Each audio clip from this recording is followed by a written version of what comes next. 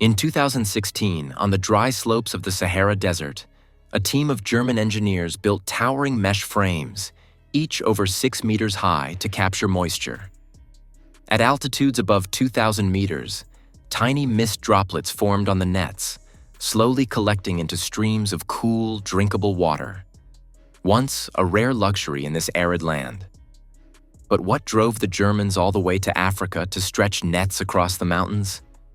And how can a simple mesh turn fog into real water? Let's discover together with Mandarin Tech in today's video.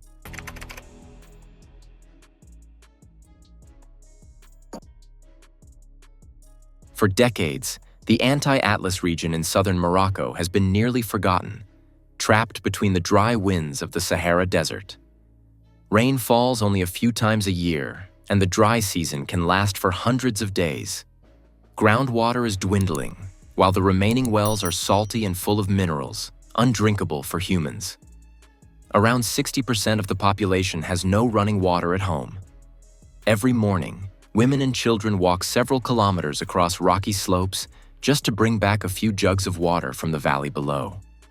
Water has become a burden not only for daily life, but also for education, health, and agriculture. Ironically, in the early mornings, thick fog from the Atlantic Ocean often blankets these mountains, only to vanish within hours, wasted untouched. This paradox inspired the Water Foundation from Germany to join forces with local engineers and launch a bold idea: harvesting water from fog. They called it Cloud Fisher, a system that captures and condenses moisture from the air, turning it into real, drinkable water. This invention was created by the Water Foundation in collaboration with industrial designer Peter Trautwein in Munich. The technology harvests water from fog, a hidden source of water in the air that most people would never imagine. The first step the German scientists took in this project was to travel to Morocco and survey the site. They observed that areas near the Atlantic Ocean and the Atlas Mountains often experience thick morning fog. During their field trips, they found moss growing heavily on rocks and tree trunks, a clear sign of high humidity in the air. Their analysis revealed that the fog contains a significant amount of water vapor, which could be captured and converted into clean water. With that discovery, the German team collaborated with local communities in Morocco to select the ideal location and launch the pilot project.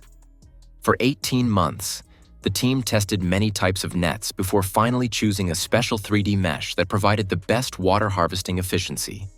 These nets were mounted on sturdy steel frames, forming a giant wall that catches fog on the mountain. The Fisher system is designed as a massive mesh wall suspended in mid-air, where moist winds from the Atlantic blow fog across the slopes of the anti-Atlas Mountains.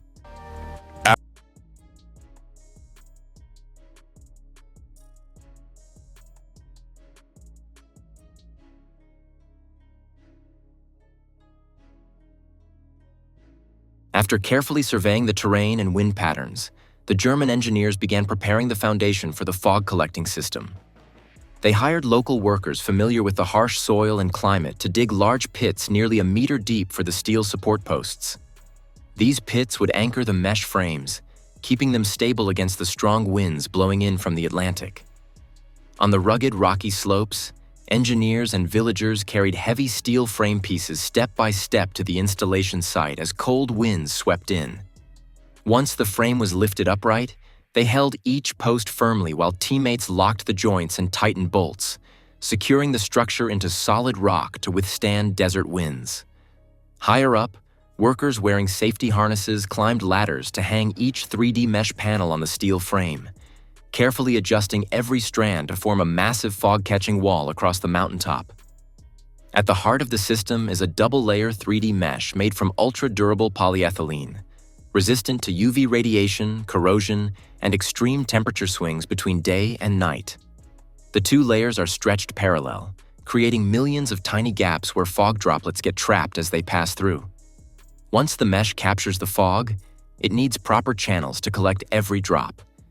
Technicians hold the V-shaped composite gutters in place, tightening hooks and steel bolts to secure them beneath the mesh frame.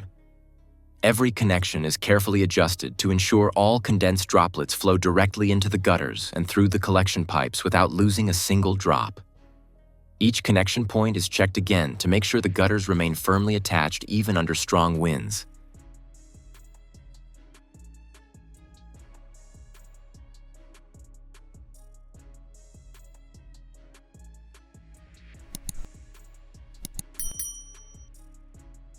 Each Cloudfisher unit is an independent modular structure, assembled with a few simple tools. No heavy machinery, no electricity, no fuel, no noise, just wind, fog, and gravity. This simplicity makes Cloudfisher one of the most sustainable water harvesting technologies in the world, perfectly suited for remote, arid regions where drilling wells or building dams is nearly impossible. From a distance, the nets look like white sails in a sea of sand, silently fishing water out of the air. The principle behind Cloudfisher is simple yet refined. As winds carry fog across the 3D mesh panels, tiny moisture droplets collide with the cool fiber surface and begin to condense. At first, they form tiny shimmering beads, which gradually merge into larger drops. Guided by gravity and the slanted frame, these droplets slowly slide downward into gutters positioned parallel to the ground. From there, the water flows through a sealed plastic pipe system to a central storage tank, located hundreds of meters or even several kilometers away. The result is a closed, elegant, and sustainable cycle. Fog becomes water, and water becomes life.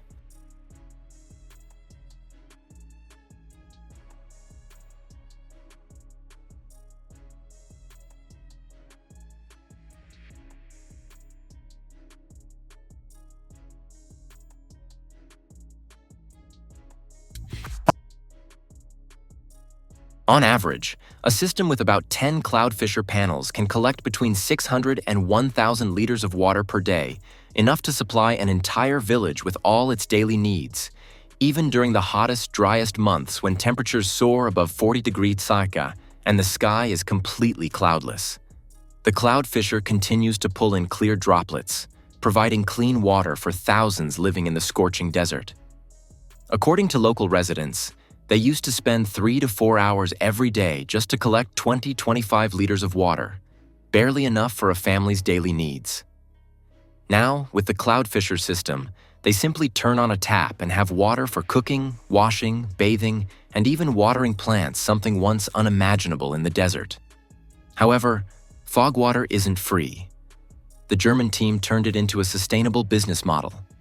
People pay for water based on usage. Just like a regular water bill, the more they consume, the higher the cost, averaging around $120–150 per cubic meter.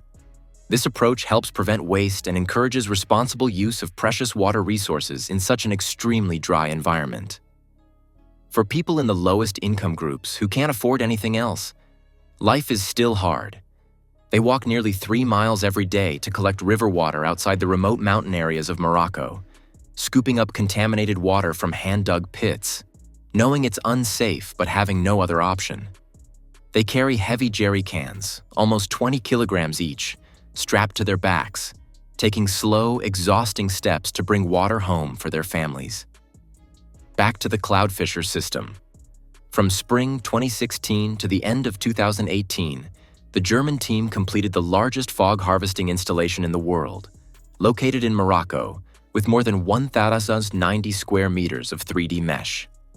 The project now provides clean water for 15 villages, 1,250 people, and a school, while also supporting agriculture and 7,000 livestock. Today, 31 Cloudfishers have been installed, all connected by 26 kilometers of pipelines and 5 storage tanks, with a total capacity of nearly 1,000 cubic meters. On average, every square meter of mesh collects 22 liters of water per year. Altogether, the 31 Cloudfishers can produce more than 36,000 liters of water per day, equal to tens of millions of liters each year. What makes the system even more impressive is that it requires no energy, needs almost no maintenance, and essentially functions as a one-time investment that continues operating for years, completely environmentally friendly. That's how Europeans make use of hidden resources in the desert, even though they don't actually live there. Pretty impressive, right? But get ready, what comes next is even more unbelievable. The Chinese don't just use the desert, they turn entire stretches of it green. For centuries, northern China has battled an invisible enemy: sand. Each time monsoon winds swept down from the Gobi and Taklamakan deserts, massive dust storms blanketed the skies over Beijing, turning day into night. By the 1990s, there were years when residents of the capital had to wear masks for more than 80 days just to avoid breathing in fine dust blowing from the desert. This extreme climate, combined with deforestation, overgrazing, and excessive groundwater extraction, exhausted the soil and destroyed vegetation, paving the way for uncontrolled desertification across northern China. Faced with this growing threat, China chose not to back down. In 1978, the government launched a century-scale initiative, the 3 North Shelter Belt Program, known to the world as the Green Great Wall. This is not a single forest wall, but a vast network of thousands of forests, windbreak belts, and ecological lakes, stretching more than 4,500 kilometers from the Xinjiang Autonomous Region to Heilongjiang Province, covering nearly the entire northern part of the country.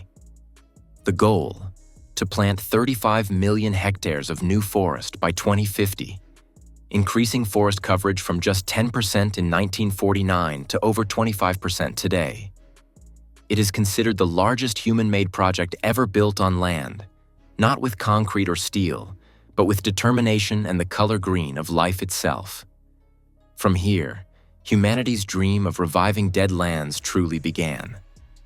So what exactly did the Chinese do in this billion-dollar program? They began not with concrete or heavy machinery, but with a carefully measured plan.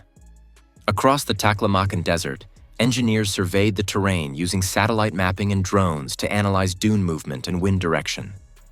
Based on that data, they designed a massive grid system.